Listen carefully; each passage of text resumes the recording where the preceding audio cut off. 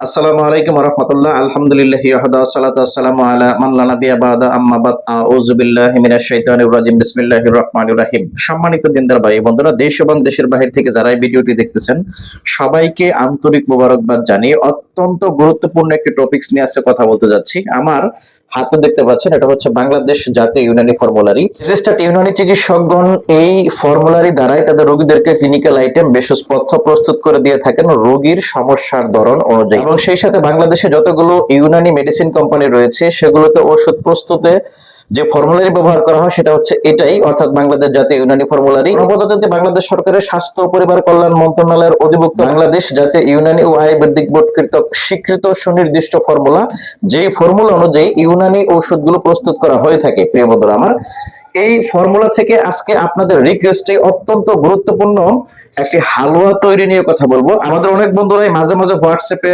Request করে থাকেন, message দিয়ে থাকেন, স্যার একটা ভেষজ নিরাপদ বিশুদ্ধ যৌন শক্তিবর্ধক হালুয়া প্রস্তুতের রেসিপি আমাদেরকে দিবেন। প্রিয় বন্ধুরা আমার, আপনাদের উদ্দেশ্যে সরাসরি বাংলাদেশ জাতীয় ইউনানি ফর্মুলারি এই বই থেকে একটা চমৎকার সহজলভ্য শক্তিশালী যৌন শক্তিবর্ধক শুক্রবর্ধক এবং স্নায়বিক এনার্জি ডেভেলপ করার জন্য হালুয়ার রেসিপি নিয়ে হাজির হয়েছি। আমরা আপনাদের জন্য আজকে এই হালুয়া বয়জা মুরগির ডিমের কুসুম দ্বারা যে হালুয়াটি তৈরি করা হয়ে থাকে এটা সম্পূর্ণ ফর্মুলেশন দিতে যাচ্ছি। কি কি উপাদান লাগবে, কিভাবে তৈরি করতে হবে, কতটুকু পরিমাণ খাবেন, কাদের জন্য প্রযোজ্য, এভরিথিং সকল তথ্য এখানে থাকতেছে। তাই ভিডিওর প্রথম থেকে শেষ পর্যন্ত আমাদের সাথেই থাকেন এবং সেই সাথে এখন পর্যন্ত যে সকল বন্ধুরা চ্যানেলটি সাবস্ক্রাইব করেন নাই তারা অনুগ্রহপূর্বক দ্রুত চ্যানেলটি সাবস্ক্রাইব করবেন।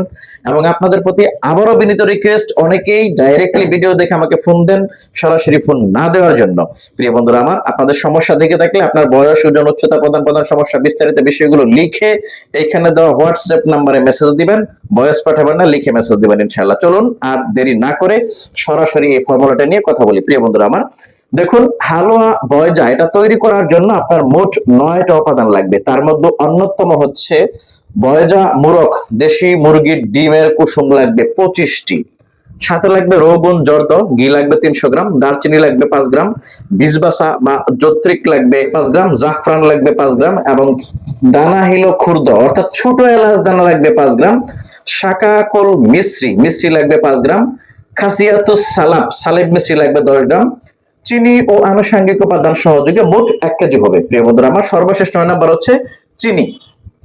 এই সবগুলো উপাদান দিয়ে এই হালুয়া বয়জা তৈরি করতে হবে।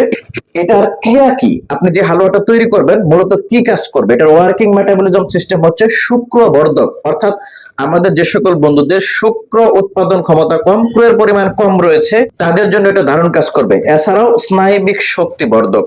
প্রয়োগ ক্ষেত্র কাদের জন্য প্রয়োগ করবেন, যৌন দুর্বলতা, সর্টিবিলিটি, মানসিক দুর্বলতা, মেন্টালিটিস, সাধারণ দুর্বলতা, জেনারেল উইকনেস, এই সমস্যাগুলোর জন্য এটা প্রযোজ্য হবে।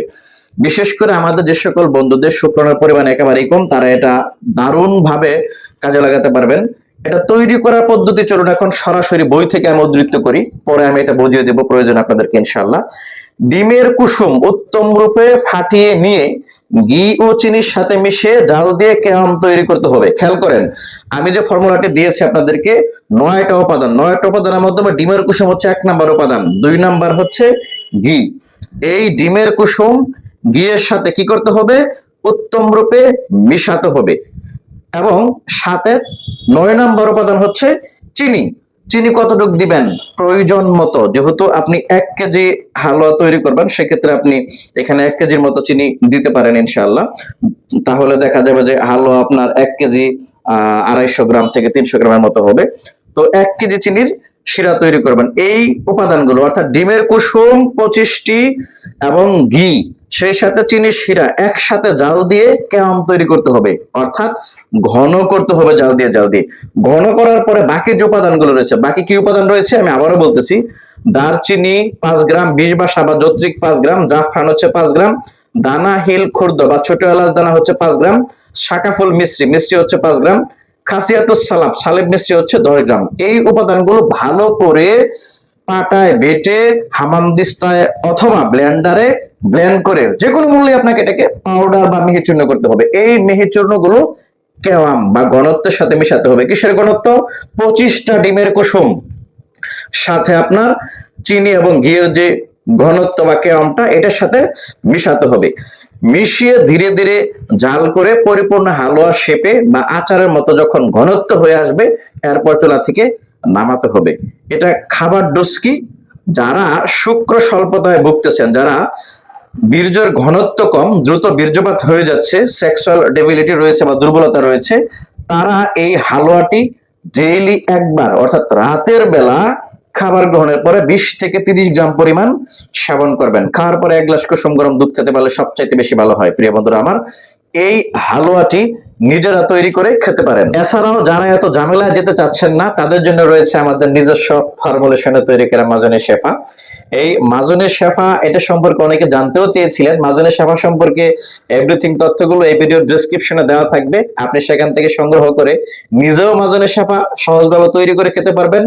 আর যাদের তৈরি করা ঝামেলা মনে হয়, তারা আমাদের কাছ থেকে নিতে পারবেন ইনশাআল্লাহ। ভেষজ চিকিৎসার প্রতি আকৃষ্ট, ভেষজ চিকিৎসার প্রতি আগ্রহ রয়েছে, ব্যাক টু নেচার অর্থাৎ প্রকৃতির দিকে ব্যাক করতেছেন, ফিরে আসতেছেন, তারা এই ফর্মুলাটি নিজেরা তৈরি করে খেতে পারেন ইনশাআল্লাহ।